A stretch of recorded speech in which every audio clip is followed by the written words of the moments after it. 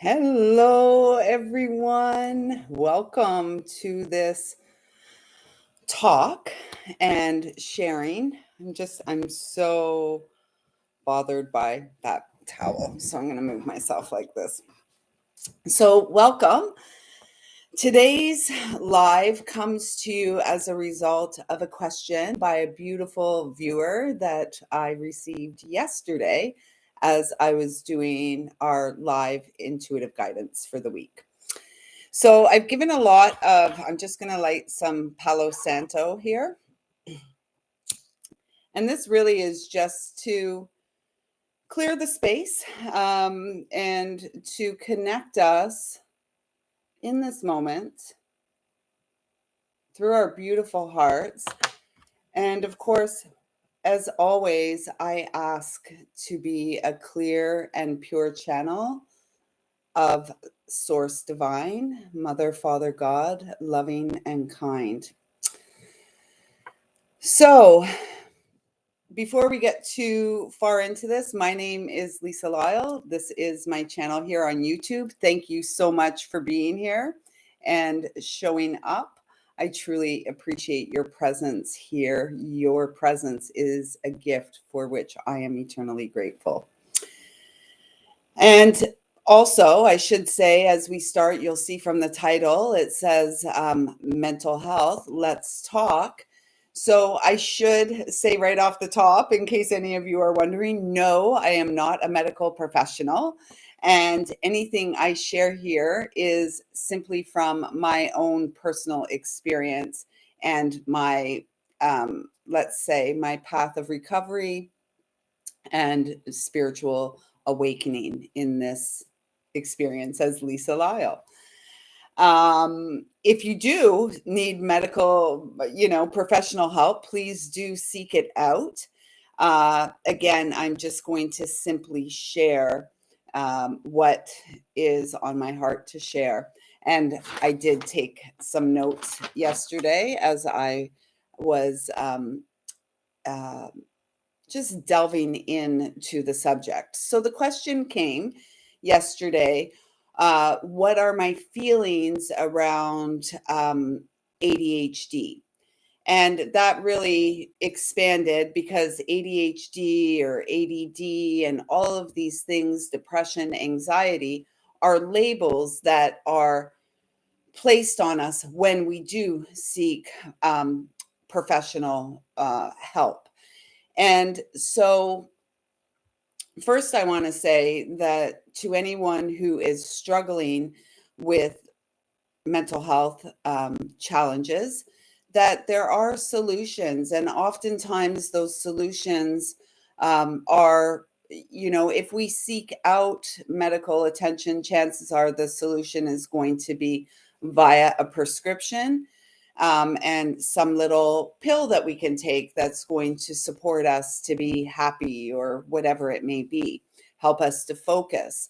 The solutions that I am going to offer today are spiritual solutions and simple lifestyle changes and adjustments that we can make that support our well-being, mind, body, and spirit, because we cannot none of these are separate. They all exist within us right here and now. So I'm not on any medication, and I have never been on any medication unless it was I was self-medicating, if you get my drift. So alcohol was a big one for me. My opinion is, and we all have opinions again, so take it with a grain of salt. If it resonates, wonderful. If it doesn't, just let it go. Um, I'm of the opinion that most people on the planet at this time, struggle or have struggled with their mental well being, let's say. And I believe a lot of this comes from external circumstances, and those circumstances can be early childhood trauma and abuse. Those circumstances could simply be the weight of the world we feel upon our shoulders. So all of this interference that we have in our lives that comes from the external. So whether it's, the media that we're watching, the music that we're listening to, the food that we're eating, it's so many things. And so many of us um, do self medicate, right? And, self medicating is opening that bottle of wine at the end of a difficult day or week. It is rolling up that joint at the end of a difficult day or week. It is the food that we eat. So, gorging on the fast food that may not be best for us. It's so many things, and very rarely are we willing to make the changes that are going to be supportive to us, to our overall well-being. So I believe there is the reason that we're seeing an explosion, if you will, of mental health issues on the planet are really from this ungodly narrative that is being pushed day after day, pumped out on our televisions or television, uh, through social media platforms. And it's really overwhelming. And in fact, the solution is quite simple. It is reestablishing our connection to a loving source, a loving creator, a loving mother and father that seek only the most blessed, abundant, joyful experience for us, the children of light. And that's all of us, whether you want to believe that or not. In my personal experience, by the time I hit puberty, by the time I hit my teens, by the time I was 14 years old, I was a raging alcoholic. And during the 10 years that I was indulging, so between 14 and 24, in alcohol, I also was indulging in behavior that wasn't uplifting to the soul. In fact, it was causing damage and harm to my eternal soul, that beautiful child of light that I was born as, that you were born as. And so I find that those of us who had um, traumatic childhoods, and like, this is not um this is just simply stating many of us alive at this time had traumatized childhoods. And that said, with the utmost respect from those people who raised us, because they too had traumatic childhoods, and they were doing the absolute best that they could with the tools that they had, or the knowledge that they had at that time. And so this isn't about a blame game. And in fact, it's that blame game that keeps many beautiful souls enslaved and entrapped in this um, perpetual cycle of pain and trauma.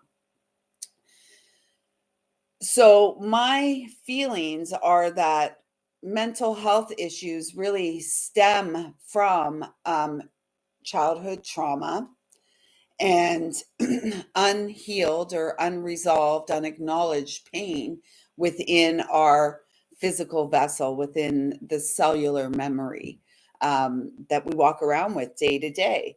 And so, as was previously mentioned, many of us self medicate.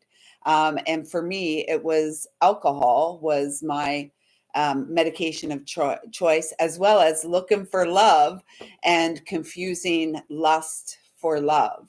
And so I began to discover the solution to my issues, my problems, when at 24, um, I went to AA. I went to AA. I was a self-admitted alcoholic at the age of 24. And it was through the fellowship, and in particular through the 12 steps of Alcoholics Anonymous that I began to grow up. And so it's often said that we stop emotionally developing at the age when the trauma or when we start ingesting the drug of choice. So for me, that would have been 14, although I was probably, my emotions probably were stopped developing years before that. I just say 14 because that's when I first started self-medicating. And so through the 12 steps, I grew up and I learned to take personal responsibility. And there was one time, in early sobriety that I began pointing fingers and saying, well, it's because of this or it's because of that, and da da da da da. And a very wise gentleman in a meeting asked to speak to me privately after. And he said, Lisa, can I just point out something to you? And I said, yes, absolutely. And he said, I just want to point out that every time you are pointing fingers, there are 3 pointing back at you. And that was like a little bit hard to take. And I was like, oh, and yet it was the best thing. I've never forgotten it all these years later, almost 30 years later. I've never forgotten it because it was the beginning of taking responsibility and accountability for the state of my life, my feelings, my emotions, all of it, and to begin to address it. And so without going into all the gory and boring details of it all, that's what I did. And I'm sure at many points in times in my life, no, actually, I'm not sure. I know that I personally have struggled with depression and anxiety. Although I've never been diagnosed as such, I have self-diagnosed myself. And, we all experience, feeling depressed emotions and anxiety. And what I have learned and come to understand is depression is flows from back there, like what could have been, what should have been, what might have been, what if, all of these things. It's depression is from the past, like living in the past. And anxiety is from projecting into the future. Oh no, what's it going to be like? How am I going to, like worry about what has not yet taken place. And so we keep ourselves, instead of being here and now present for ourselves in the moment, we're living between these two polarized experiences, which we cannot change. We can't change anything about the past. We can only face it, accept it, heal from it, and move forward from the present moment. We can't project or predict what is going to happen tomorrow, next week, 5 years from now, because it hasn't taken place yet. So all we can do is be present for ourselves in this moment and live from that space. So if we're feeling depressed about things back there, let's begin to look at those things. Let's begin to heal, because we cannot heal until we have faced what is there. And trauma is stored in the body. And in particular, the lower chakras below, below the heart, and in particular, the root and sacral chakra. So this is, below the belly button is where a lot of trauma is stored. And this is where we store repressed emotions, those things we haven't dealt with. And oftentimes, if we haven't dealt with the pain that we experienced in our early childhood, then it's going to present itself as anger, rage. And this is kind of where alcohol comes in, because alcohol affects the liver, right? The liver is the seat of rage in the body. And so this is why, we see those raging alcoholics out in the world. And I may have been one once or twice. I was more of a sloppy fall down kind of a girl. Not pretty. Um, a lot of fun though, at times, I guess, for some. So until we address these things, we are not going to be able to move forward. We're always going to feel depressed. And when we're feeling depressed, like the depression where you can't get out of the bed, it's okay to have a day or two or maybe even three where we just are like a blob and we don't want to do anything. Yet eventually that becomes like, how long are we going to stay like that before we address and show up for ourselves? And showing up for ourselves may just mean getting out of bed, putting a comb through your head, brushing your teeth, making yourself a cup of tea, just showing up for yourself and doing the next thing for yourself. And so, during these times where I experience depression and anxiety, and I would say that, sometimes there's still moments, the moments are smaller and the anxiety's less, and there's certainly not a lot of depression that I feel these days. Like any human, we go through sadness, we go through, pain, we go through heartache, breakups, makeups, shakeups. We go through all of this stuff. And so the true solution to mental health issues is how we show up for ourselves.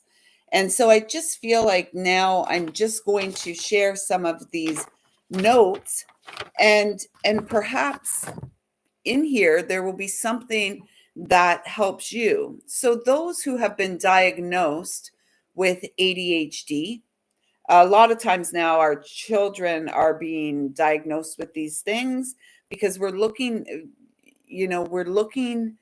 for solutions outside of ourselves for a spiritual sickness which is inside of ourselves.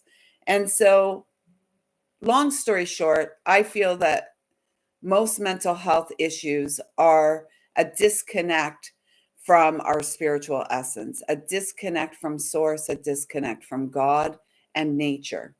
And so, if we can reestablish that connection, if we can nurture those connections to nature and God within us, nature by getting out and feeling the sun on our face and the breeze through our hair, and, maybe hugging a tree, just feeling the stability of nature, this is going to go a long way to helping us. So I don't know a lot about ADHD. When I did look into it, I found that some of the symptoms of ADHD can be a difficulty with time management. Who doesn't struggle with time management, especially if we're living the 9 to 5 grind, right? Just to kind of survive. So, time management is challenging for those with ADHD.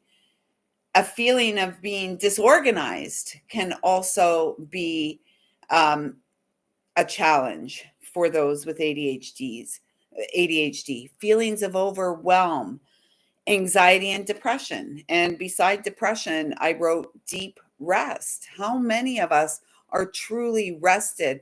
And so many of us, when we feel tired and overwhelmed, we resist going to take a rest because we're so busy. This time management, we have so much to do and so little time. And yet your attention to what the needs of your physical body are key in your recovery and your healing and your ability to stabilize within this polarized experience. Um, so, getting rest, perhaps if time management is an issue, setting, a time when you rise and when you retire each day, and being consistent with that. A detox from technology. So if you are struggling with, any type of mental health issues, why would you, like, having a TV in the bedroom is not a great place, because the bedroom is for sleep, for rest, for reflection and contemplation, perhaps meditation and prayer. So I would encourage no TV in the bedroom. Like, we have a TV here in the living room, and there's no TV in the rooms. And this supports rest and getting sleep when you go to bed. If you're going to bed and you're watching some programming on television, or even listening to, like, the radio, if people still do that anymore, and listening to talk radio as you go to sleep, it's just chatter and not really allowing the individual to sink into themselves and their experience. And a lot of times, when we can't sleep, when we can't rest, it's because we're playing these old tapes over and over in our mind.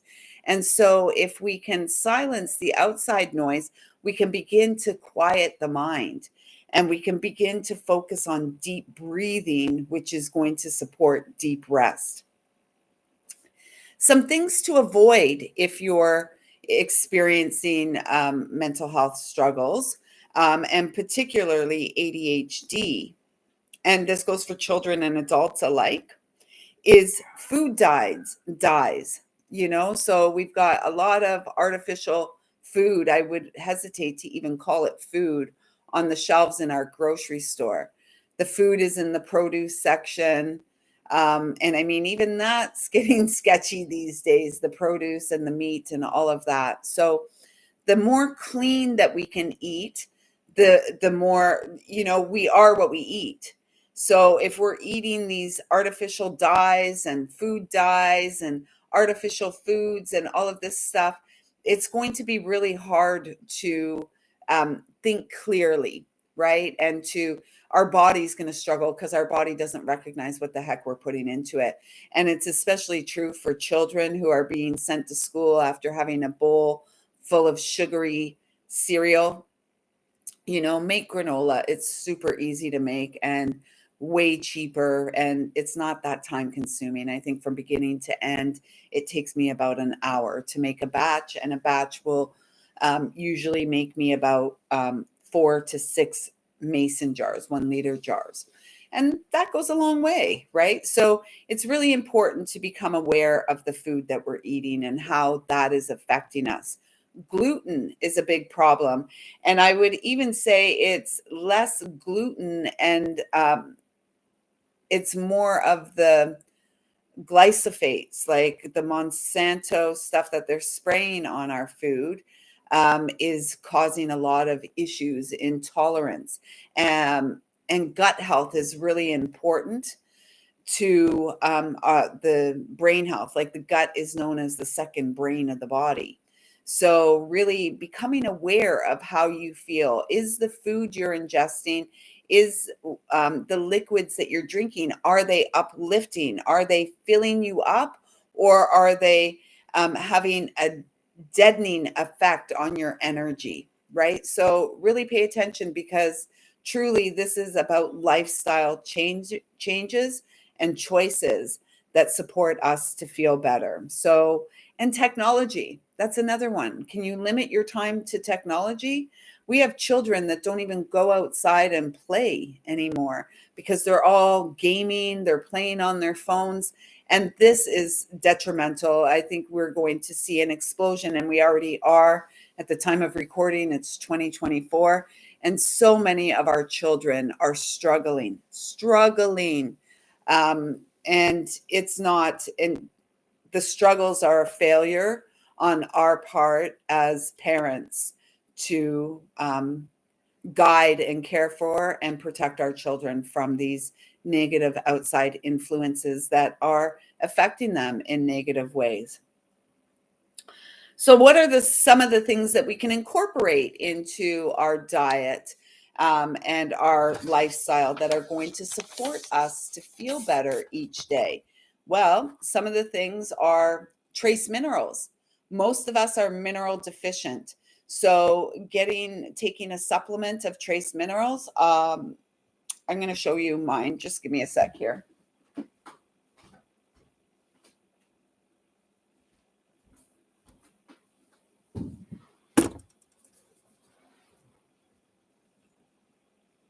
So this is what we use in our house. Trace minerals. And I just, it doesn't taste so great, but I just put about 12 to 15 drops of this in a little shot glass of water and shoot it back.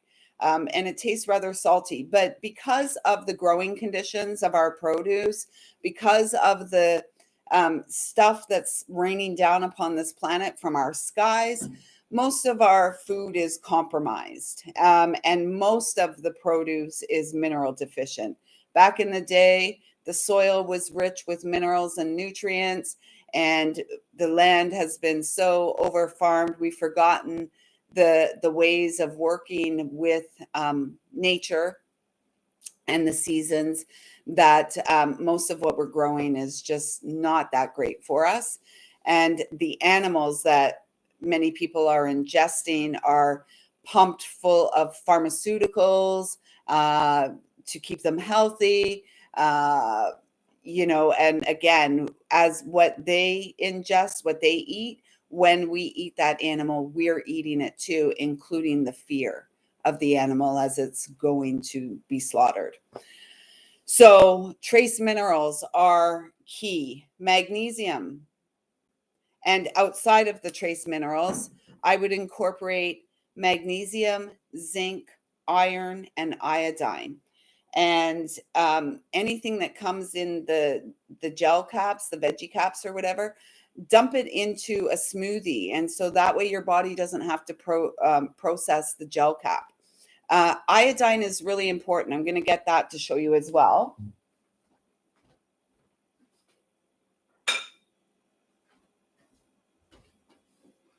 So back in the day when I was a youngster, if we had a cut on ourselves or anything like that at school or even at home with our parents, we would have iodine put on the cut. So many of us are iodine deficient, and iodine supports the functioning of the thyroid, right? So we started taking iodine in probably a couple years ago because it was some guidance I received to start working with it. So initially, I was putting it under my tongue first thing in the morning before anything else went into my body, and holding it there as long as you could, and then following it with some pure, fresh water, clean water. But nowadays, I've found it just as easy. And this is a good test. You can just put it on your arm. Rub it in, and you'll see, I don't know if you can see it here. It's so there. So, and you can see it right now. I don't know. Anyways, just rub it on your arms. Here, my fingers show you. So as it's absorbed into my body, the orange will go away. And so for those who are really deficient in iodine, you may see that gets zapped up. It may take some time to go away, or it may sink in and be absorbed rather quickly. So iodine is critical to our overall well-being and the overall functioning of our system. So zinc, iodine, and iron. Melatonin, magnesium, and magnesium is good to take before you go to sleep, maybe an hour or so before you go to sleep. Taking a magnesium supplement. I know a lot of people like this brand Calm or whatever. Again, I just throw all my supplements that I take, zinc, iodine, iodine, zinc, magnesium, among others, and I just open the gel caps and put them in my smoothie. And a good probiotic. As I was mentioning, the gut is the second brain of the body. And so a lot, depending on what we're ingesting, the gut is overwrought with, I'm going to say parasites that aren't supportive to optimal health. So ingesting a good, high quality probiotic is really good. And we use one that it's like a juice. It's a powder, and then we mix it with water and drink it. It's very good. Omega 3 fatty acids, fish oils. These are really good for us as well. Our brain health, brain function. Diet and nutrition is key. And instead of saying diet, lifestyle and nutrition. So, are we exercising on a daily basis? Are we taking time to sit in contemplation on a daily basis, like prayer and meditation, yoga, body work, breath work? All of these things are going to help us. Mindfulness and meditation are great ways to support ourselves. And, like showing up for ourselves on a daily basis and not beating ourselves up if we're having a difficult day or a difficult week. There are a lot of challenges we are all facing at this time. And, it doesn't do us any good to keep it all inside. In fact, that is detrimental to our overall well being. So, beginning to open up and share and beginning to come to understand that you're not alone. You're never alone. And, many of us feel very alone. And particularly many of us who are spiritually aware and continuing this awakening journey, it can feel like very much, um, a lonely path. And yet, once we deeply understand and once we begin to act accordingly, that God resides within us, we know that we're never alone. And so don't hold it all in. If you need to speak to someone, speak to someone. But just know that exercise and nutrition are often the most underprescribed prescription to that which ails us, mind, body, and spirit. So I hope this has been helpful to someone. We'll find out. Please do let me know in the comments below. And if you would like me to share more of my personal experience and my healing and recovery, let me know. And I would be happy to share and begin to build and grow this community where we feel loved and supported. That is the whole intention of this space. So if you have any questions for me, if you'd like to work with me one-on-one, if you'd like a reading or an intuitive healing session from me, please don't hesitate to reach out. And again, I trust something here has touched your beautiful heart. And I thank you so much for showing up for not mostly yourself and also for me and the collective of humanity. So until next time, take good care of yourself and know that you are worthy and deserving of your time and attention above all else.